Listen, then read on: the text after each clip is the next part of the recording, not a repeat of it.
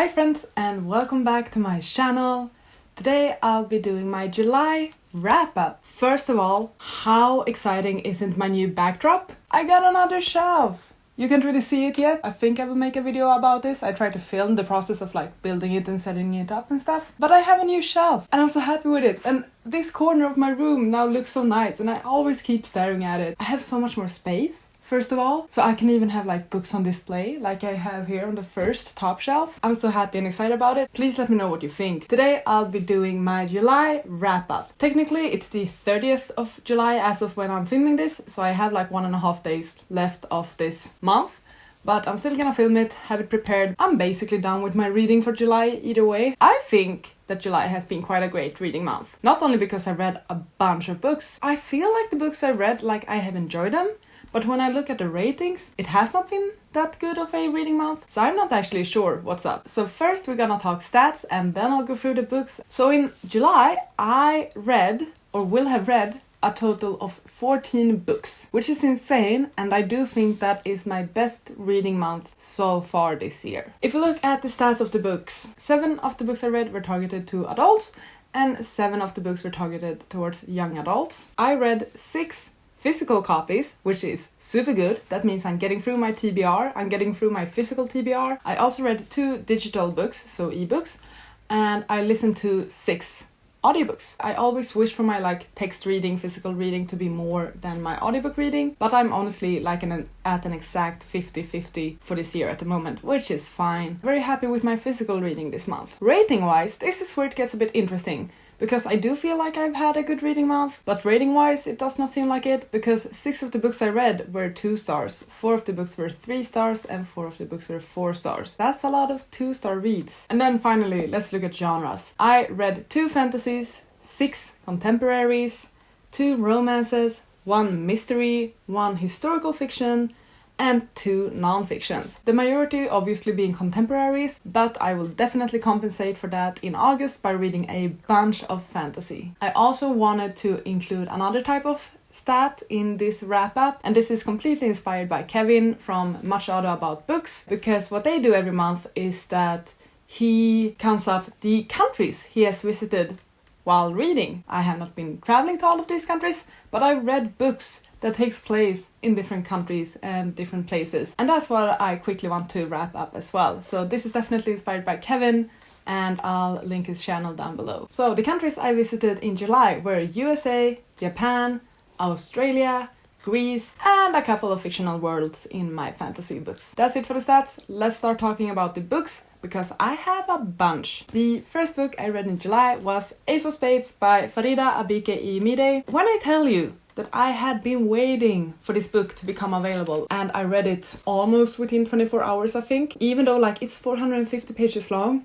I read it within a day or 2. This is a YA mystery thriller sort of thing. It's marketed as Gossip Girl meets Get Out, and it definitely lives up to that marketing. We're following 2 black students that go to this very prestigious high school. One day an anonymous texter named Aces starts texting the entire school body secrets about these 2 characters. They are on this quest to try and figure out what's going on at the school, what's going on with this texter, who is it. A lot of things will be revealed, and this is the sort of book that it just increases. It goes like this, it gets better and better. It gets quite wild, actually. If you have seen Get Out, same sort of vibe, definitely. I really enjoy this one. It's not the most descriptive or complicated writing, but it's a very captivating writing, which makes for a very fast read. So I definitely did enjoy this one a bunch. I ended up giving this one 4 stars. Next book that I read in July was Jolk by Mary H.K. Choi. This is I would say new adult contemporary, where we are following 2 sisters that used to be very close, but then they drifted apart, and they are both in their early 20s now. They sort of reconnect because one of the sisters is revealed to have cancer. So it's sort of their story with some flashbacks to how their younger lives were and how their lives are now and what's going on in their lives. It's a very interesting read. It was definitely not what I had expected it to be. It was much bolder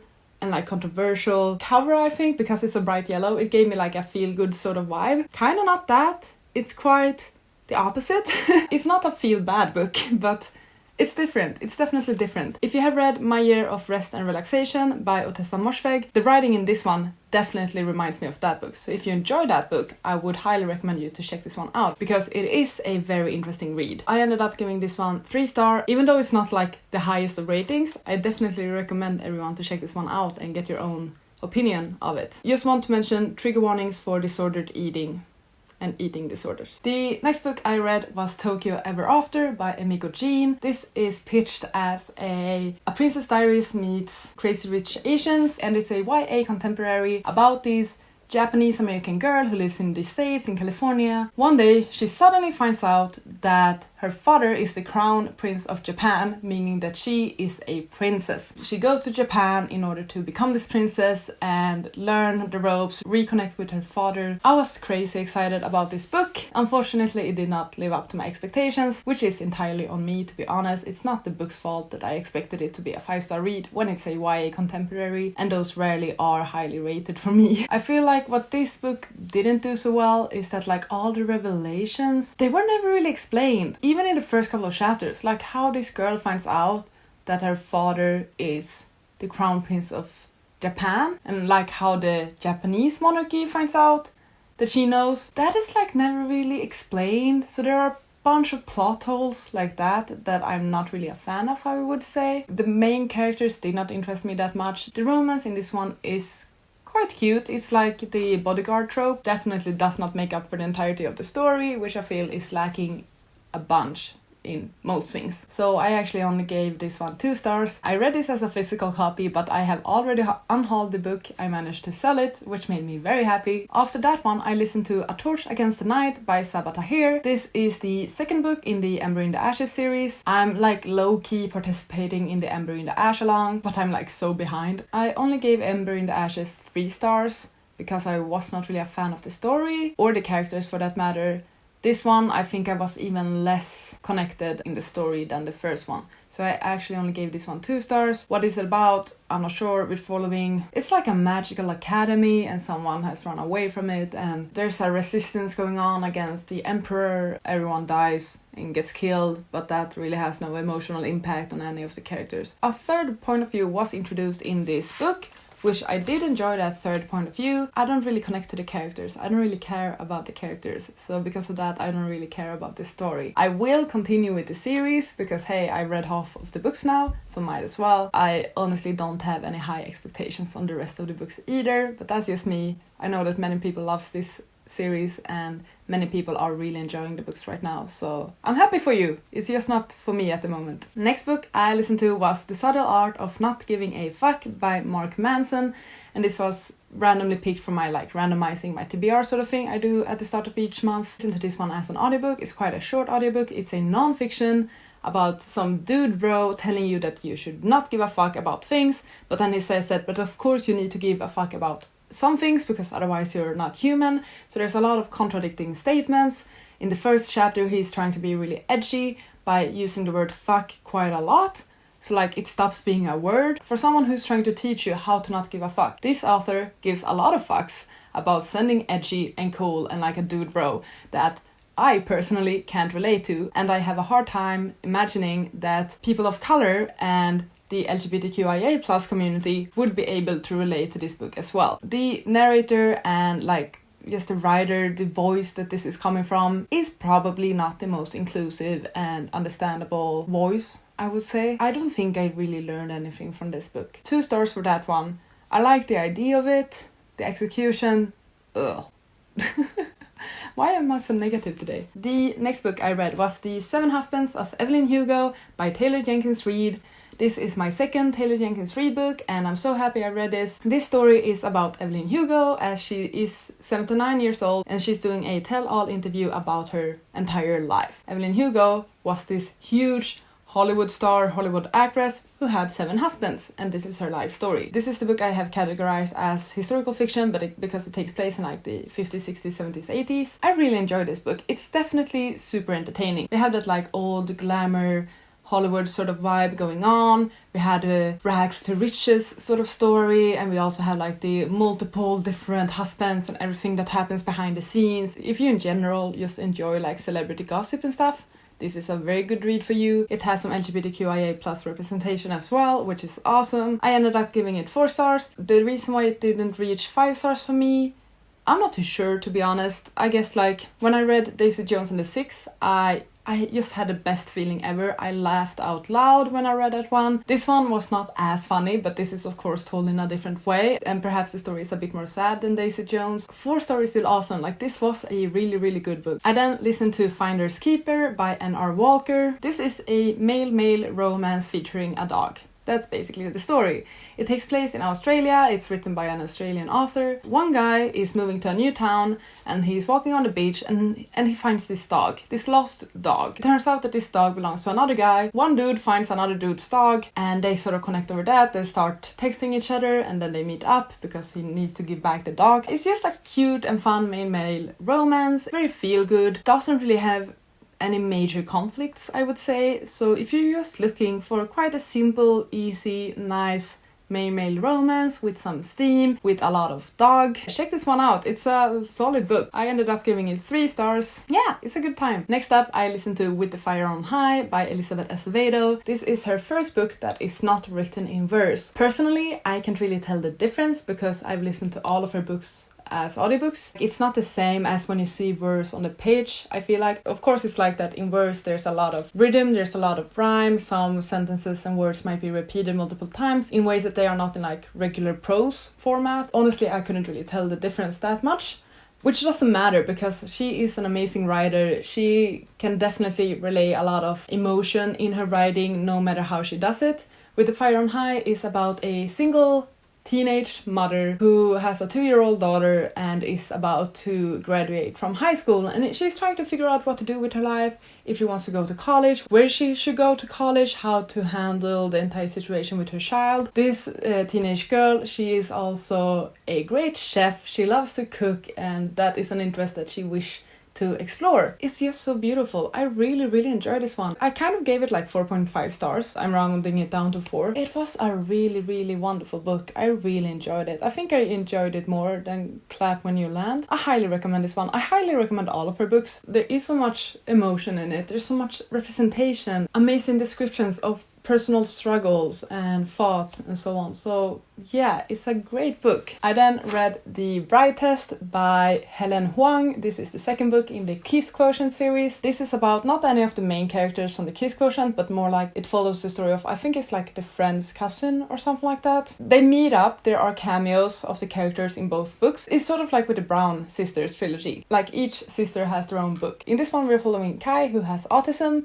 and his mom decides that he needs to find a wife. So while this mother is in Vietnam, she meets a girl, Esme, who she decides to bring back to the States in order to have Esme seduce Kai and for them to get married by the end of the summer. Esme agrees to this because of some of her own personal reason that you will find out when you read the book. And then it's basically this cohabitation story of the two of them living together, trying not to really fall for each other, or like Kai doesn't want to fall for her, but she's trying really hard to seduce him. It's just a really good time. I definitely like the characters. I just love these books so much. This one has the vibes of your typical rom-com K-drama vibe, and like we have the scheming mothers, we have arranged marriage, the cohabitation, like all the tropes. These books does tropes so well. I love the Kiss Quotient. I gave that one 4 stars. I love this one. I also gave it 4 stars.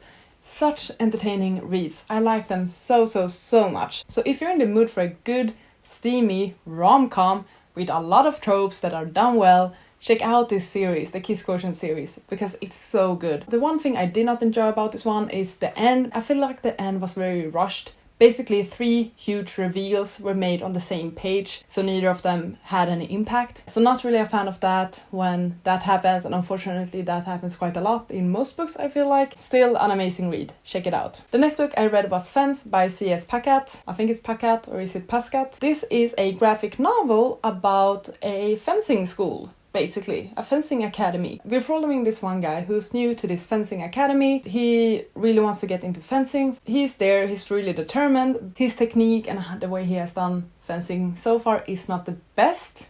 Like, he has potential, he has talent, and meanwhile at this academy we basically have the best fencer in the country. The two of them end up being roommates. I think this will be a enemies to lovers sort of story with LGBTQIA plus representation in it. I'm guessing that's where the story will go. It was entertaining, it's simple and cute and fun, a good time. I ended up giving it 3 stars. Next book I read was No Longer Human by Osamu Dazai, and I've been crazy excited about this for like multiple years. I got it a year ago, and like I've had this on my shelf for so long, I feel like, so I finally got to it and I was instantly disappointed. Not because of the story, I will get to the story, but I was disappointed because this particular copy is not readable. I don't think you can see it from here. There are so many errors in this copy of the book. At first I wasn't sure if it was the translation or if it was something else. I think it's some random person or publishing house that made their own copy of this book and it doesn't look good. So like there's not proper punctuation, sentences end in the middle of the sentence and is followed by another sentence, and like they are not connected in any way. That does not make sense. So there's just a lot of like writing errors in this one. So it's honestly not readable. Like I did read like 5 pages or 10 pages in this one, and I didn't understand a thing. I still think the cover is so cool and stunning, so like now when I know like I won't be able to read this one, I want to do something with this, like some sort of art or something. I have no clue what. I could possibly frame it. It's pink, I'm not really a pink girl, but I think it looks crazy cool, so I definitely do want to do something with this cover. So if you have any suggestions what I can do with like this gorgeous copy, because I won't be able to read it, please let me know, because I really want to make something out of this one. The book itself was also disappointing, unfortunately.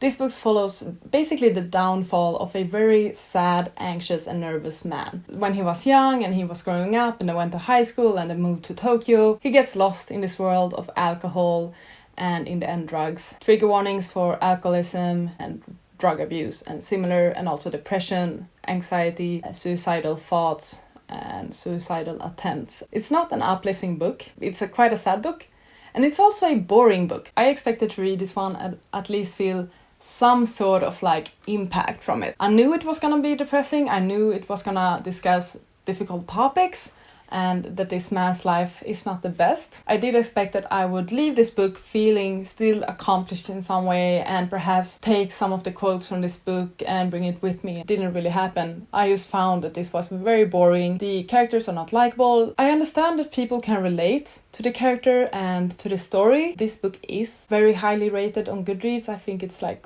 over 4 stars at least in the average rating. Many can obviously relate to the story, which I completely understand. And I could also relate to some parts of it, but I was just distracted by how boring the story is. And also, you can tell that this book is dated because it was published in like the 1930s in Japan. The views on women and things like that are not the most dated and the greatest. Basically, this man in the story, he loves to blame women for everything. He thinks his life will get better and turn around and that he won't drink anymore if he doesn't have women in his life, as if they are the reason why he is drinking and he's doing so poorly, which they are not. I would argue that he treats these women quite badly instead. That also kind of annoyed me a bit. So I gave this 2 stars. I'm happy I finally read this one, because I've been meaning to get to it for so long, but unfortunately a disappointing and mostly boring read. The next book I listened to and finished just the other day was Love and Olives by Jenna Evans Welch. This is the 3rd book in the Love and Gelato series. In this one we're following the girl Olive as she goes to Greece to reconnect with her father, who is on this quest to find Atlantis. This is another YA contemporary with some romance in it. I was not the biggest fan of this book either. I did enjoy the book before it, Love and Luck. I really did like that one actually. But this one, I did not really like the characters.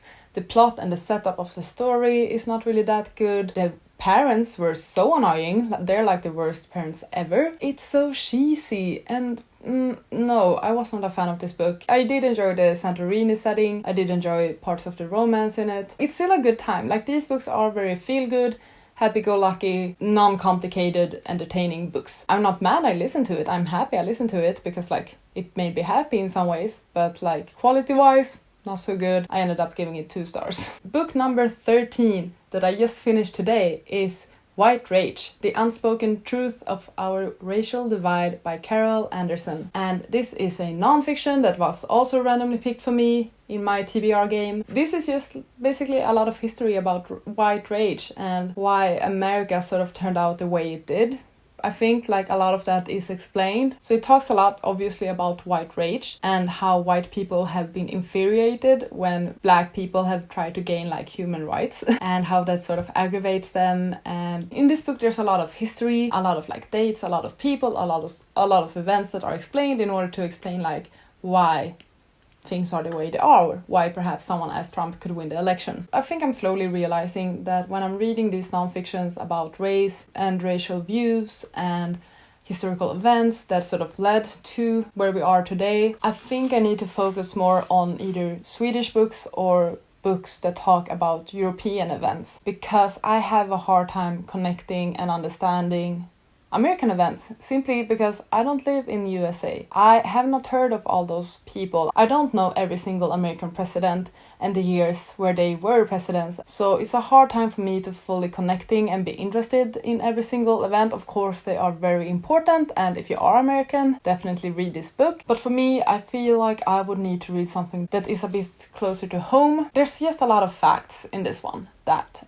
I can't really connect to, and because of that I do somewhat get bored. It feels more like a history lesson explaining a topic that you're not that majorly invested in. I did give this one 3 stars. I think it is an interesting book and once again very important, and once again this one is on me, but I think I need to find more non-fictions that are a bit closer to home. And then the 14th and final book of this July wrap-up, and a book that I technically have not finished yet but that I'm certain that I will finish before the end of the month, is The Gilded Ones by Namina Forna. I have about 100 pages left in this one, and this one reads so quickly, so I definitely think I'll finish it tomorrow. That's the goal. So that's why I'm adding it to this wrap-up. Now, here's the thing. This was basically my most anticipated book of 2021. It's one of my 5-star predictions. The thing is, it's not living up to those expectations. This is a YA fantasy where we are following the girl Decca. She's about to be part of this like purity ritual where if her blood runs red, she is pure and she is welcome into the village,